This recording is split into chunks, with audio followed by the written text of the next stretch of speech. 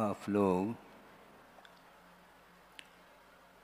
Aeroplane से यात्रा करते होंगे।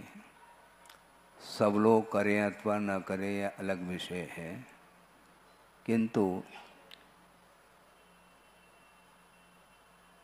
यात्रा में भिन्न भिन्न प्रकार के वाहन होते हैं। सबसे अधिक गति एरोप्लेन की हो सकती है, किंतु आगम के आधार से थोड़ी सी चर्चा हम करना चाहते हैं। वह ये है कि एक परमाणु है, पुद्गल परमाणु, अविभाज्य पुद्गल परमाणु उसको बोलते हैं, जिसका विभाजन न हो सके और वह किसी भी इंद्रिय के द्वारा ग्रहित नहीं हो सकता। ऐसे उस परमाणु की गति की चर्चा आगम में आई है और गुरुदेव के मुख से भी हमने सुना है। एक समय में, समय का अर्थ क्या होता है? जिस प्रकार पुद्गल की वह इकाई मानी जाती है अविभाज्य पुद्गल परमाणु, उसी प्रकार काल की इकाई समय हुआ करता है। एक समय में उस पुद्गल परमाणु एक स्थान से छोड़ करके 14 राजू गमन कर जाता है। एक समय किसको बोलते हैं? समय के बारे में भी आप गणित नहीं लगा पाएंगे। सुनते हैं एक सेकंड में भी करोड़ों भाग किए गए हैं, बताते हैं। इसके उपरांत भी वह समय पकड़ में नहीं आता है। आपकी आंखें हैं और जब पलकें टिमकार लेते हैं उस समय उसको एक निमेष बोलते हैं और उसमें असंख्यात समय गुजर जाते हैं। तो ऐसी स्थिति में एक समय में 14 राजू दूरी को तय करने वाला वह परमाणु माना जाता है। उस परमाणु से भी गति मन की है बंधुओं। आप यहाँ पर बैठे हैं देशना सुनने के लिए, आपका शरीर बैठा हुआ है, किंतु आपका मन बैठा है क्या नहीं बैठा है यह मेरे बुद्धि का विषय नहीं है। और उस मन के माध्यम से ही भिन्न भिन्न वस्तुओं के निमित्त को लेकर के कर्म का आश्रव होता है और कर्म का आश्रव शुभात्मक भी होता है और अशुभात्मक भी कर्म का आश्रव होता है। और प्रत्येक संसारी प्राणी स्वतंत्र है, वह अपने मन के माध्यम से न जाने कौन कौन सी इच्छाएं उसकी उत्पन्न होती रहती मन में और उसके माध्यम से कर्म का अर्जन प्रति समय होता रहता है। उस कर्म को रोकने के लिए, उस आश्रव और बंध से ऊपर उठने के लिए हमें धर्म ध्यान करने की आवश्यकता है। आर्त ध्यान और रौद्र ध्यान के विषय में गुरुदेव ने ये कहा था कि आप लोगों को धर्म ध्यान का स्वरूप क्या है इसको समझाने की आवश्यकता नहीं है। ध्यान किसको बोलते हैं इस विषय पर चर्चा करने की आवश्यकता इसलिए नहीं है क्योंकि निरंतर ध्यान बना रहता है। आप ध्यानस्थ हैं यह ध्यान रखें। महाराज हम कैसे ध्यानस्थ हैं? बिल्कुल आपका ध्यान बल्कि धर्म ध्यान से भी सॉलिड है, क्योंकि धर्म ध्यान बहुत जल्दी समाप्त हो सकता है, किंतु आर्त ध्यान और रौद्र ध्यान की जो परंपरा है वह अभी तक टूटी नहीं है। और आर्त ध्यान रौद्र ध्यान जो होता है वह पर वस्तु को लेकर के ही हुआ करता है। इसलिए हमें धर्म ध्यान करना है तो सर्वोत्तम आर ध्यान की जो मात्रा है, रौद्र ध्यान की जो मात्रा है, परसेंटेज जिसको बोलते हैं, उसको कम करने का पुरुषार्थ करना चाहिए। पूर्ण रूप से आर ध्यान और रौद्र ध्यान से गृहस्थ ऊपर नहीं उठ पाता, ये अलग वस्तु है, किंतु उसमें कमी लाई जा सकती है।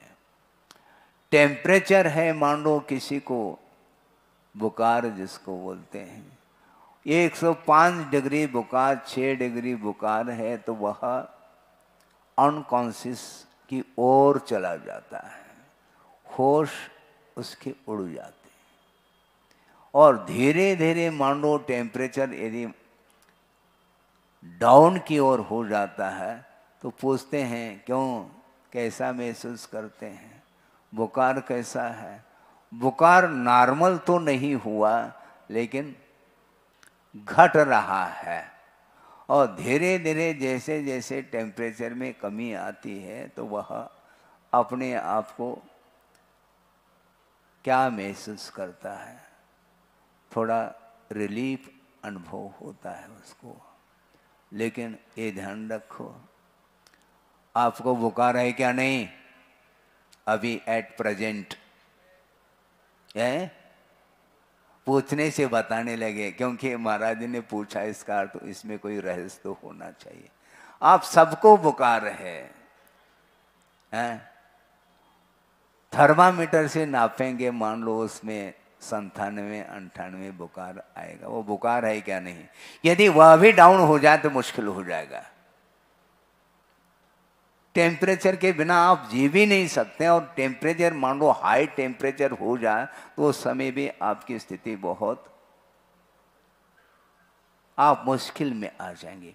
वो इसी प्रकार मन के माध्यम से, मन इतना तपा हुआ है, संतप्त है, और उसके माध्यम से कर्म का आश्रव प्रति समय होता रहता है।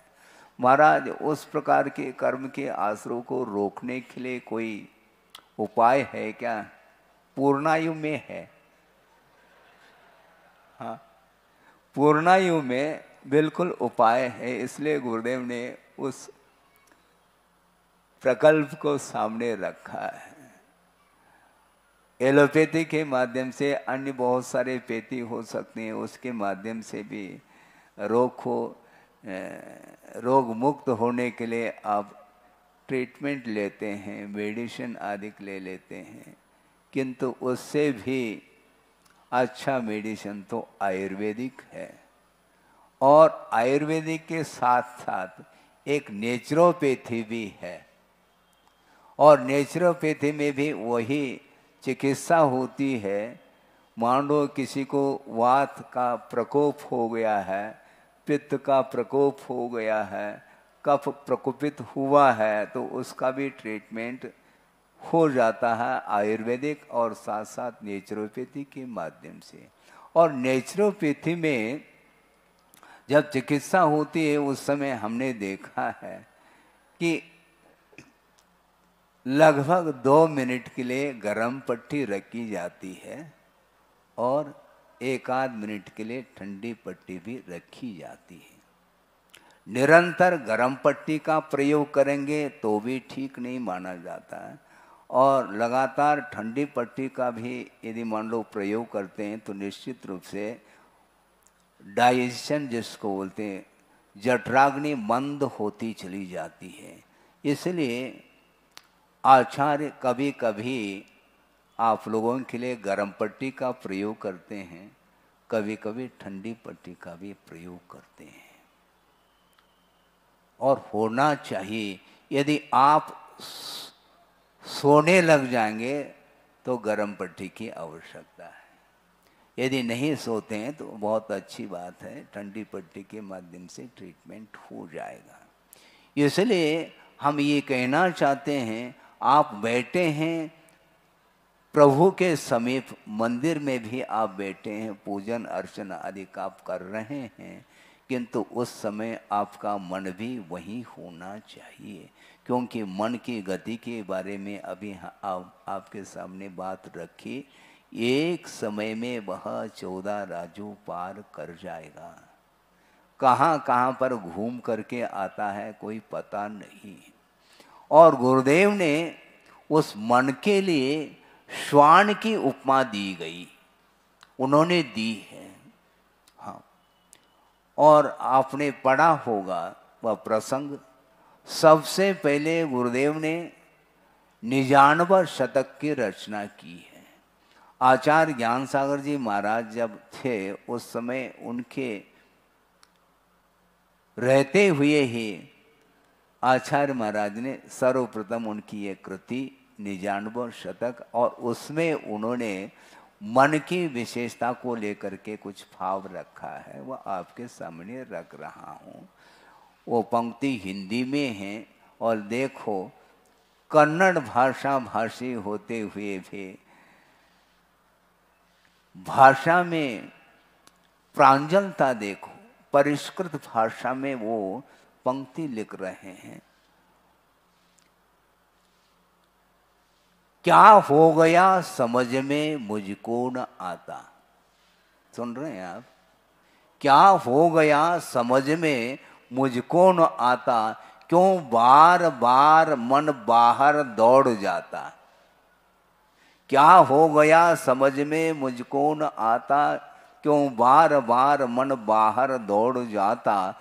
स्वाध्याय ध्यान करके मन रोध पाता, पैश्वान सा मन सदा मलशोध लाता।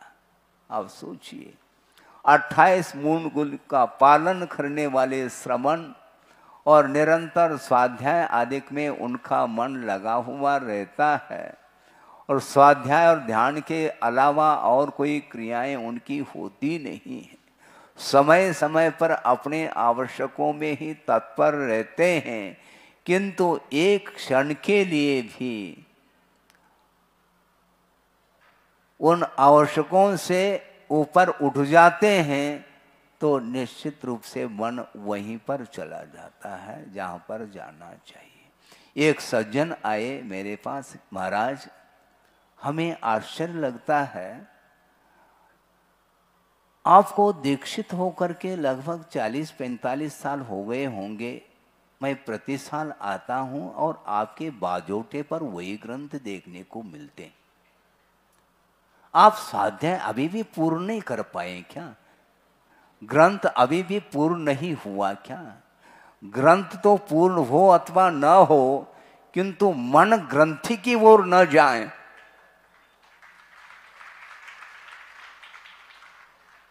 इसलिए अभीक्ष्ण ज्ञानोपयोग की बात आगमकारों ने रखी है। निरंतर अपना उपयोग देव शास्त्र गुरु में यदि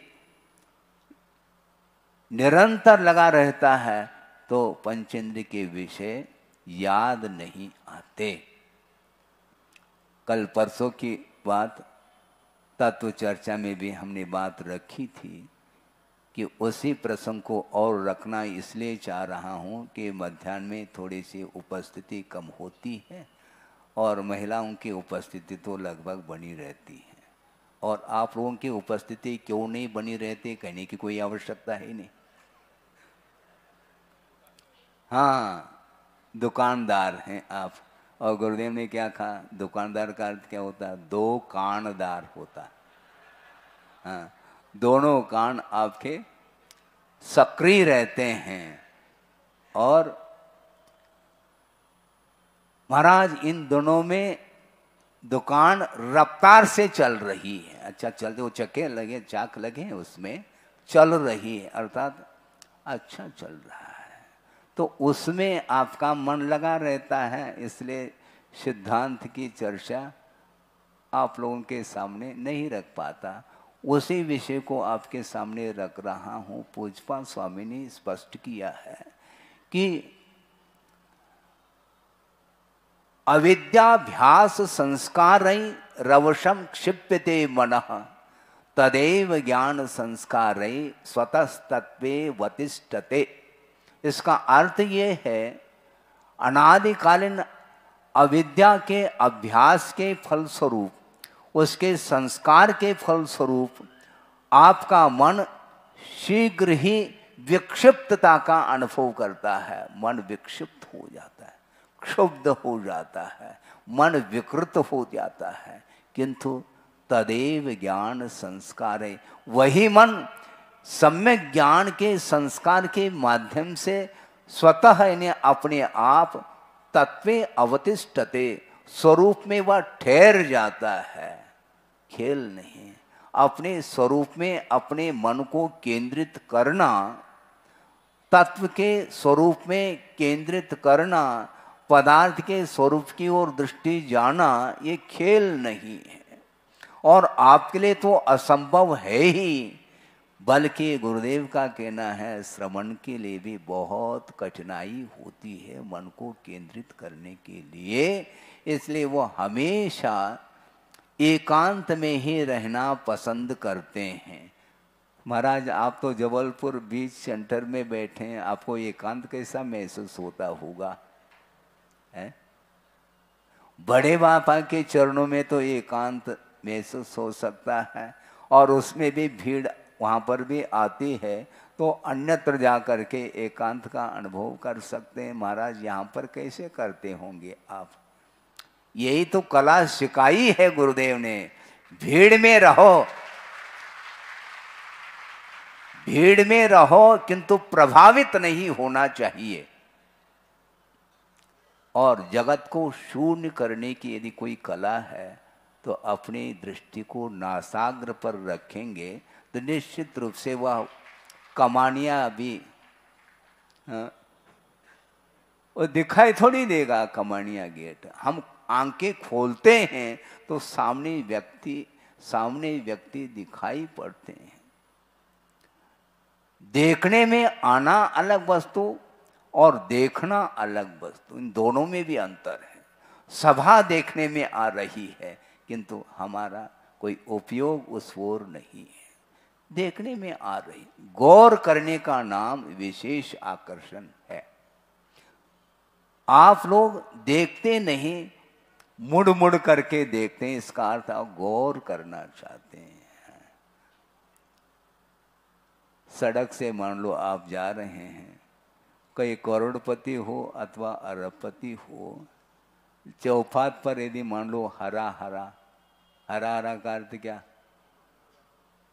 कोई पेड़ का पत्ता नहीं, हरा हरा कोई नोट देखने में आ जाए तो मान लो पैरालिसिस भी है तो वह झुक करके ले लेता है।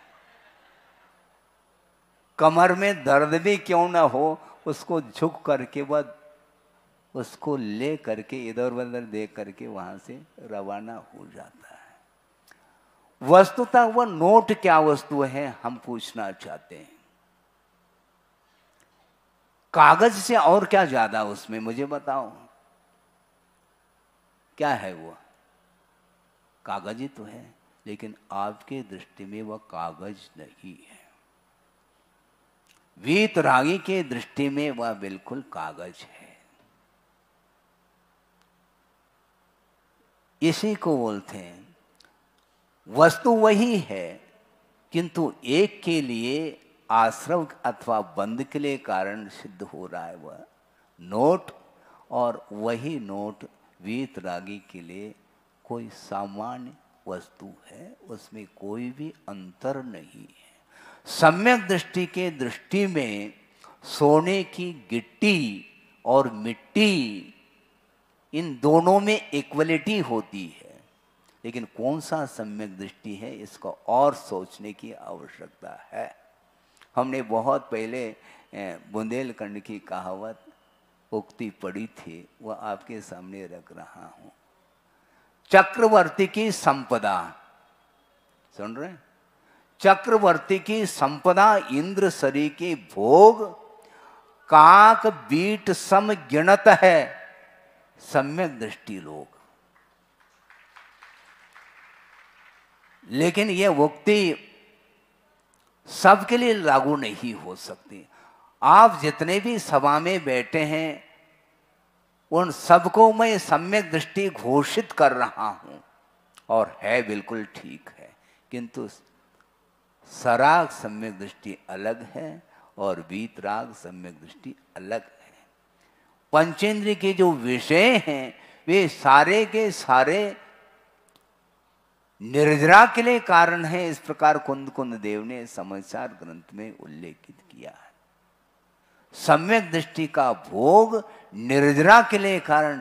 महाराज हम भी तो सम्यक दृष्टि हैं, आपने ही घोषणा करी है, बिल्कुल ठीक है, किंतु वह सम्यक दर्शन सराग सम्यक दर्शन भी होता है और वीतराग सम्यक दर्शन भी होता है। और वीतराग सम्यक दृष्टि के लिए ही सारे सारे पदार्थ निर्जरा के लिए कारण बन जाते हैं। इंद्रियों के माध्यम से उन पदार्थों का अवलोकन हो जाता है, इसके बाद भी राग का अभाव होने के कारण, वीतराग दशा होने के कारण कर्म का बंध नहीं होता, बल्कि उस पदार्थ के निमित्त को लेकर के भी वो निर्जरा ही करते चले जाते हैं। अद्भुत है यह विषय। मन को कितना संयत बनाया होगा। बिना मन को संयत बनाए उन पदार्थों से ऊपर उठना बहुत कठिन काम है। बल्कि यहाँ तक कहते हैं आचार्य, श्रमण के लिए भी सचेत करा रहे हैं, सावधान रहो। किसको बोल रहे हैं? आप लोगों के लिए नहीं, श्रमण के लिए कह रहे हैं। तुम श्रमण तो बने हो, किंतु सावधान रहो। क्यों? प्राथमिक भूमिका है तुम्हारी। निरंतर साधना करते करते करते जब उसमें प्रौढ़ता आती है तो वह किसी भी वस्तु को वह ध्यान का विषय बना सकता है। कोई कंडीशन नहीं है कि पंच परमेष्टि का ही आलम्बन लेना चाहिए, ध्यान का विषय बनाना चाहिए, कोई कंडीशन नहीं है। किसी भी पदार्थ को ध्यान का विषय बनाया जा सकता है, किंतु शर्त यह है कि वीत रागो भवेत योगी, ऐसा कह रहे हैं। योगी बन गया है, किंतु वीतरागता यदि है तो कोई भी पदार्थ उसके लिए ध्यान के विषय बन सकते हैं। क्योंकि गे भी होता है, हे भी होता है और उपादेय भी होता है। ये तीन हैं। ये हे का अर्थ छोड़ने योग्य पदार्थ माने जाते हैं, जो कि पंचेंद्रिय के विषय माने जाते हैं। और उपादेय का अर्थ ग्रहण करने योग्य जो पदार्थ है वह शुद्ध परमात्मा तत्व पदार्थ माना जाता है। शुद्ध परमात्मा जो तत्व है वही ग्रहण करने योग्य है। और उस शुद्ध परमात्मा तत्व को प्राप्त करने के लिए जो साधन है पंच परमेष्टि, उनको साधन के रूप में अंगीकार किया है। इसलिए प्रारंभिक अवस्था में श्रमण भी पंच परमेष्टि की ही आराधना करते रहते हैं, अपने मन को केंद्रित करते हैं।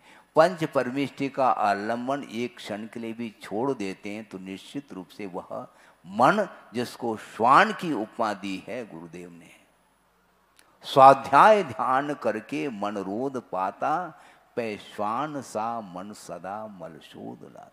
श्वान अर्थात कुत्ता होता है और उसके गले में क्या है? पट्टा, पट्टा बोलते हैं। हाँ, गले में पट्टा बांध दिया और जंजीर हाथ में ले रखा एक व्यक्ति है, और उस श्वान के लिए प्रतिदिन माल मिल रहा है? माल समझते हैं? उसके लिए मिठाई खिलाई जा रही है। मनुष्य के लिए मिलना दुर्लभ जैसा हो रहा है और वह प्रतिदिन वह मिठाई का सेवन कर रहा है, किंतु जो ही उस गले से पट्टा निकल जाए तो वह नाली नाली सूंघता हुआ चला जाता है। इसको बोलते हैं, क्योंकि संस्कार अतीत के हैं, वो वहीं जाता है जहाँ पर दुर्गंध है, वह सूंघता सूंघता चला जाता है, मल आदि का ही सेवन कर लेता है। उसी प्रकार संसारी प्राणी की दशा है कि मन बहुत जल्दी गाफिल हो जाता है। इसलिए मन को केंद्रित करने के लिए ही ये सारे सारे साधन हैं। बल्कि मुझे ऐसा लगता है कि केवल श्रमण ही कर्मों की निर्जरा करने का अधिकारी एकांत से हो, ऐसा नहीं तो आप तनाव में आ जाएंगे। हम आपको तनाव मुक्त करना चाहते हैं और सिद्धांत का विषय रख करके ही आपको हम समझाना चाहते हैं। श्रमण है एक और क्षायिक सम्यक दृष्टि है, सप्तम गुणस्थान वर्ती है। इसके बाद भी कोई अनिवार्य नहीं है कि वह तीर्थंकर प्रकृति का बंद कर ले। सुन रहे हैं आप? किंतु एक सामान्य श्रावक सम्यक दृष्टि सराग सम्यक दृष्टि है और उसमें भी क्षोभम सम्यक दर्शन है और वह केवली श्रुत केवली के पाद मूल में वह तीर्थंकर प्रकृति का बंद कर रहा है। महाराज तो आपसे भी हम बड़े हो गए हैं, कथनचित है, इसमें क्या दिक्कत है? हाँ, यही तो अनेकांत है। और गुरुदेव ने उदाहरण भी दिया है कि एक 10th क्लास में छात्र है और वह परीक्षा में पास हुआ, मात्र पास ही नहीं हुआ, मेरिट में आया है। कक्षा कौन सी है? कक्षा 10th क्लास। और एक एमए का छात्र है, वह पासिंग मार्क लेकर के आया है, तो राष्ट्रपति पुरस्कार किसको मिलेगा मुझे बताओ? एमए के छात्र को मिलेगा क्या 10वीं कक्षा के छात्र को मिलेगा? बोलो तो। 10वीं कक्षा के छात्र को, क्योंकि ज्ञान का स्तर बढ़ा हुआ है। कक्षा अलग वस्तु, किंतु जिस कक्षा में वह है उस कक्षा में जो ज्ञान का स्तर है वह बिल्कुल चरम सीमा को छू रहा है उस कक्षा की अपेक्षा। उसी प्रकार अप्रमत्त गुणस्थानवर्ती भले ही मुनि महाराज रहा आवे, क्षायिक सम्य दृष्टि भी रहा आवे, किंतु तीर्थंकर प्रकृति के योग्य परिणाम हो अनिवार्य नहीं, हो भी सकते हैं और नहीं भी हो सकते हैं। और श्रेणी की कथा आप लोग पढ़ते हैं, जिसने मिथ्यात्व की भूमिका में नरकाई का बंद कर लिया है, क्योंकि यशोधर मुनि महाराज के ऊपर उसने उपसर्ग किया था। तीव्र संक्लेश परिणाम के कारण सप्तम पृथ्वी का बंद कर लिया, किंतु रानी चेलना ने उस उपसर्ग को दूर किया। और दूर करने के उपरांत जब ध्यानस्थ थे यशोधर मुनि महाराज, ध्यान से जब निवृत्त होते हैं तो वहीं पर श्रेणिक भी खड़ा है और चेलना भी खड़ी है, और दोनों ने नमस्तु कहा है। और यशोधर मुनि महाराज ने धर्म वृद्धिरस्तु कहा। उनके पास कोई वैर नहीं, प्रतिशोध की कोई भावना नहीं, चाहे वह सैनिक हो चाहे चेलना हो, सबका कल्याण हो। इस प्रकार कल्याण की दृष्टि से धर्म वृद्धिरस्तु का आशीर्वाद दिया है। उस समय श्रेणी को पश्चाताप हो रहा है, हमने बहुत बड़ा अनर्थ किया है, अब वह अनर्थ धोना मुश्किल है उसको। इस प्रकार पश्चाताप रूपी अग्नि में झुलस रहा है। भगवान, हमने बहुत बड़ा अनर्थ किया है, क्योंकि अनर्थ जो हुआ है वह प्रज्ञापराध इसी को बोलते हैं। बुद्धि काम नहीं कर रही उसकी, इसलिए इसी को बोलते हैं प्रज्ञा का अपराध। ज्ञान होते हुए भी वह ज्ञान काम नहीं कर रहा है और उसने उपसर्ग किया है, और वह सोचता है कि अब क्या होगा। एक क्षण के लिए जो उपसर्ग का परिणाम हुआ, उसका परिणाम कितने काल तक भोगना पड़ेगा?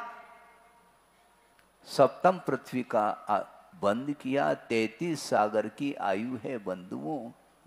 सागर अर्थात वो सागर नहीं है,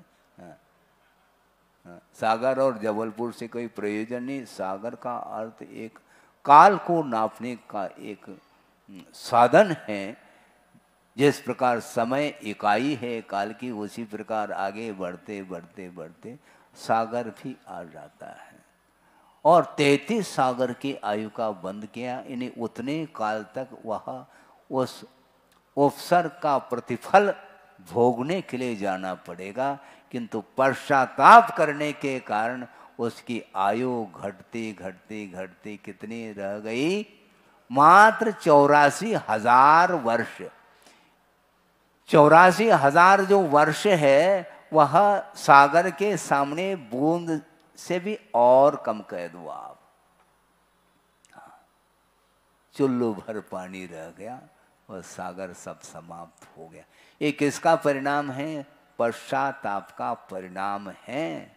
और उसके माध्यम से उसने उस आयु को अपकर्षित करके 84,000 वर्ष तक ला करके रखा, और इसके साथ साथ विशुद्ध परिणाम के माध्यम से उसने सम्यक्त को भी प्राप्त कर लिया। और यहाँ तक कि वह सम्यक्त को क्षायिक के रूप में परिवर्तित कर लिया, और केवली श्रुत केवली की पादमूल में दर्शन विशुद्धि के माध्यम से, षोडश कारण भावनाओं के माध्यम से तीर्थंकर प्रकृति का बंद किया। बंधुओं, वो कौन है? वो श्रेणिक गृहस्थ है, ये ध्यान रखो।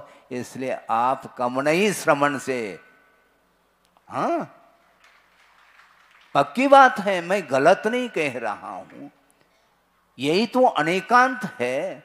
राष्ट्रपति के द्वारा पुरस्कृत हो गया एक 10वीं कक्षा का छात्र, और एमए का छात्र जो पासिंग मार्क लेकर के आया है, उसके लिए कोई भी पुरस्कार नहीं मिलने वाला। इसको बोलते हैं अनेकांत भावों की जो विशेषता है, वो बहुत पठनीय है, चिंतनीय है वह विषय। इसलिए मैं प्रतिदिन देख रहा हूँ सभा की ओर मेरी दृष्टि जाती है, और ऐसे ऐसे श्रावक यहाँ पर बीच में उपस्थित हैं जिन्होंने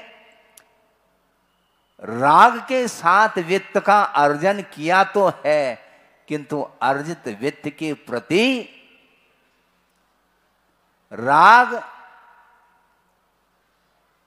क्या घट रहा है? क्या नहीं? बिल्कुल बिल्कुल घट रहा है। क्योंकि उस पंचेंद्र के विषय के प्रति अत्यधिक आसक्ति रहेगी तो त्याग के भाव ही नहीं आ पाएंगे, ये ध्यान रखें। और त्याग के भाव आए, उत्तम त्याग इसी को बोलते हैं। हाँ।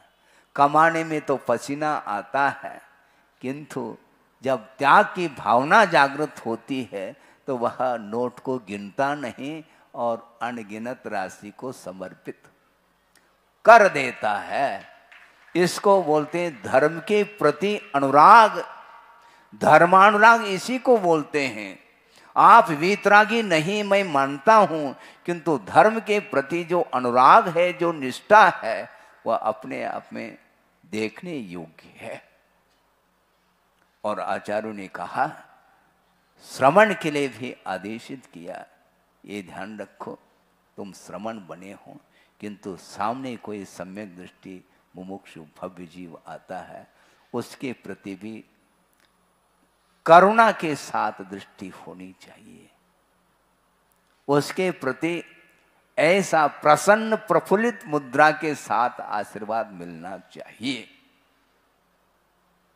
क्यों कहा? ये तो अविरत समदृष्टि है, ये तो गृहस्थ हैं, ये तो कपड़े वाले हैं। अरे कपड़े वाले होकर के भी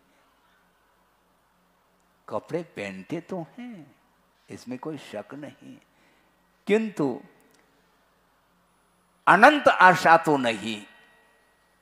अनंतानुबंधी कषाय के उदय से जो आसक्ति आती है तो वह कुछ कहा नहीं जा सकता है। और वह बहु आरंभ परिरत्वम नारकस्यायुषः कहा। अत्यधिक आसक्ति के कारण वह नरकायु का बंद करता है, और जिसके अंदर अनंत की आशा नहीं है, संसार का, अनंत संसार का विच्छेद जिसने किया है, चुल्लू पर पानी रहा है, इसलिए वह सम्यक दृष्टि माना जाता है। और वह उसके लिए वह संपदा काक बीट सब गिनत है, सम्यक दृष्टि लोग। इसलिए आप अरबपति रहो, खरबपति रहो, किंतु आपका धर्म के प्रति यदि अनुराग है तो निश्चित रूप से वह सारा का सारा वित्त और सारी सारी संपदा धार्मिक क्षेत्र में ही उपयोग में आने वाली है। और आप कर रहे हैं, हमें प्रसन्नता है, क्योंकि गुरुदेव ने भी यही कार्य किया है और हमें भी उनकी यही आज्ञा है कि कर्तव्य से विमुख नहीं होना, और कोई भी शरण में आता है, धर्म के प्रति अनुराग रखता है, उसके प्रति हमेशा प्रमोद भाव रखना चाहिए, ये कहा गया है आगम ग्रंथों में। इसलिए वस्तुतः आशा जो अनंतात्मक होती है उसके माध्यम से ही पतन होता है, और अनंत की आशा से जो ऊपर उठा है तो वह सीमित आशा मानी जाती है, वह आपके लिए कोई ज़्यादा हानिकारक नहीं है, क्योंकि आपकी दृष्टि हमेशा धर्म की ओर बनी रहती है।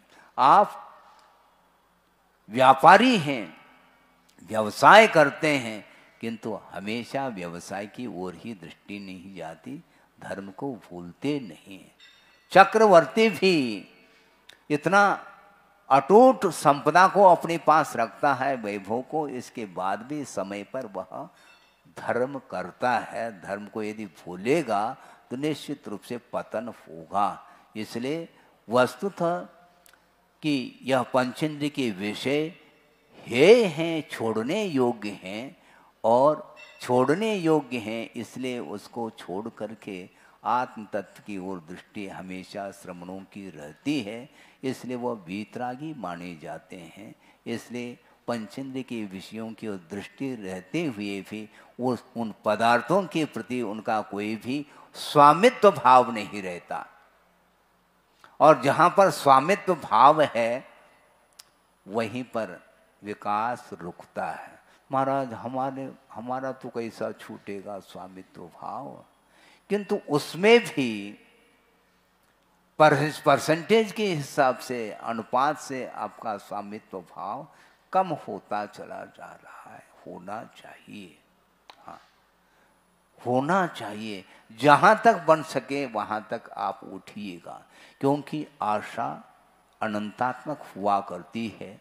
आत्मानुशासनकार कह रहे हैं गुणभद्र स्वामी कि आशा की क्या विचित्र दशा है। देखो जीव कितने हैं, अनंतानंत हैं, और प्रत्येक जीव के पास आशा रूपी खाई है। हाँ, आशा रूपी खाई प्रत्येक जीव के पास है, और अनंतानंत जीव हैं। तो क्या है वो खाई कैसे लगती है, हैं? कैसे लगती है वो खाई?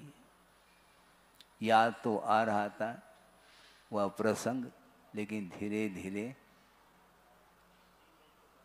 वो तो है, भाव तो है, लेकिन वह जो कारिका है उसमें बहुत अच्छे शब्दों के प्रयोग किए हैं।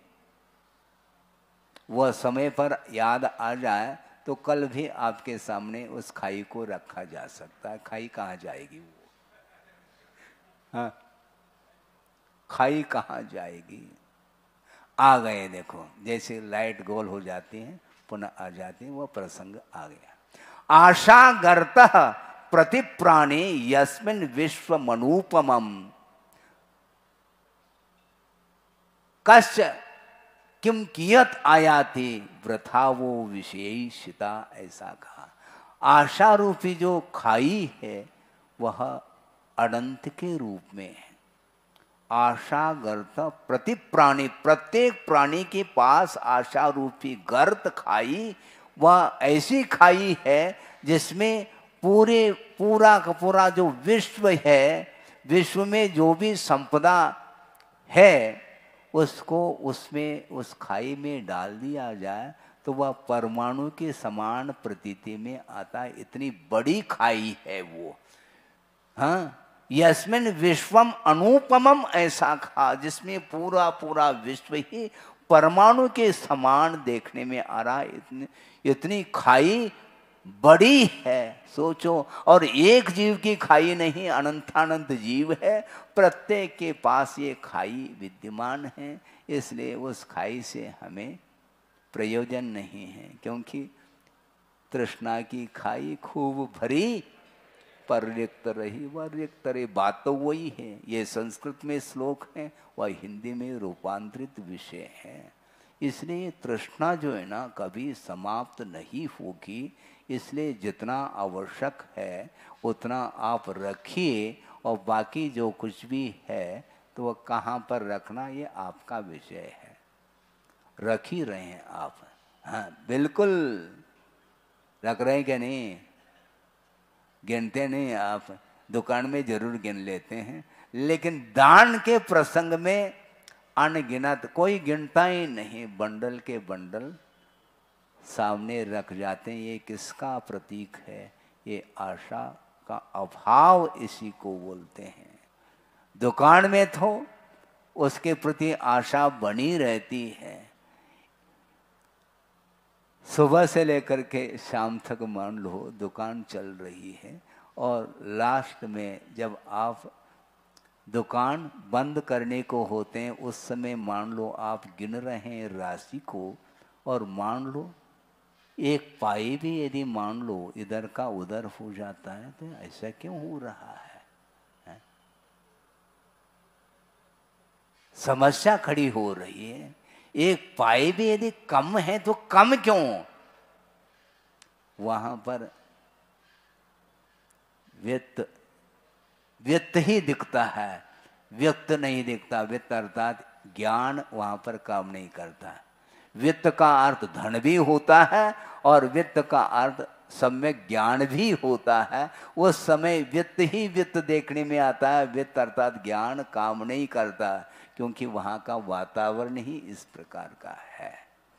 कोई बाधा नहीं, आप कमाओ ठीक, कोई बाधा नहीं, किंतु जो कुछ भी राशि अपने लिए आवश्यक है उसको रख करके, और जो कुछ भी शेष वित्त है उसका सदुपयोग करना चाहिए। शास्त्र के प्रकाशन में, जिनालय के निर्माण में, और गुरुदेव ने जो पूर्णायु सामने रखा है चिकित्सालय के क्षेत्र में, शिक्षा के क्षेत्र में, दया के क्षेत्र में, उस वित्त का यदि सदुपयोग होता है फिर कहना ही क्या है। इसलिए आप ज़्यादा विकल्प नहीं करना। आप गृहस्थ जरूर हैं, किंतु एक श्रवण से भी ज़्यादा किसी विवक्षा से आप ऊपर उठे हुए हैं, इसमें कोई दो राय नहीं। इसलिए ज़्यादा समय हमारे पास भी नहीं है, क्योंकि एक समय में असंख्यात गुणी निर्जरा होती है, और भिन्न भिन्न आवश्यकों के माध्यम से निर्जरा करने में श्रवण तत्पर रहता है। इसलिए जितना आवश्यक है उतना ही देना चाहिए, क्योंकि कुंद कुंद स्वामी ने क्या कहा मालूम है? जिनेंद्र भगवान के जो वचन हैं, आप सुन रहे हैं, जिनेंद्र भगवान के वचन औषधि के काम में आते, और औषधि जो ली जाती है वो पेट भर करके नहीं, वह खुराक नहीं, वह भोजन नहीं है। अनुपात से ही दवाई ली जाती है। इसी प्रकार अनुपात से ही हम आपके सामने परोसना चाहते हैं। ज़्यादा यदि परोस दें तो फिर बाद में उसका उपयोग होना चाहिए। ज्ञान का उपयोग करिए, वित्त का उपयोग करिए, अपने शारीरिक बल का भी उपयोग करिए। मन से, वचन से और कायिक चेष्टा के माध्यम से शुभात्मक जो कर्म का आश्रव है वह हमारे लिए हानिकारक नहीं, क्योंकि तीर्थंकर प्रकृति जैसे सात से पुण्य का जो आश्रव या बंद करने का जो अवसर आता है वह गृहस्थ को भी आ सकता है। शर्त है सम्यक दृष्टि होना चाहिए। कोई भी सम्यक दृष्टि हो वह तीर्थंकर प्रवृत्ति का बंद कर सकता है, किंतु आज वर्तमान में नहीं कर सकता कोई भी। न हम कर सकते हैं, न आप कर सकते हैं, क्योंकि केवली श्रुत केवली का पादमूल वर्तमान में नहीं है। इसलिए जहाँ कहीं भी तीर्थंकर अथवा केवली श्रुत केवली हो, वहाँ पर हमारे लिए जाने का अवसर प्राप्त हो। बल्कि गुरुदेव का ये कहना है, मुझे तीर्थंकर बनने का कोई विकल्प नहीं, किंतु तीर्थंकर के समोसन में किसी कोने में मुझे स्थान मिल जाए हमें पर्याप्त है।